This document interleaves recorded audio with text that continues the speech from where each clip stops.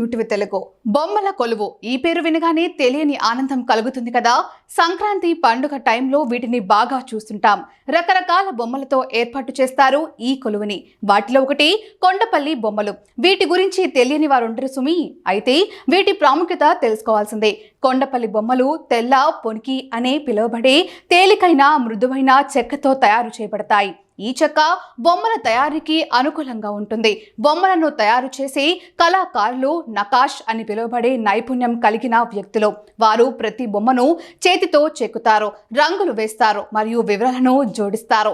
కొండపల్లి బొమ్మలు కేవలం బొమ్మలు మాత్రమే కాదు, అవి సాంస్కృతిక వాతావరణానికి, కళా నైపుణ్యానికి మరియు మన సంప్రదాయాలను ప్రతీకలు.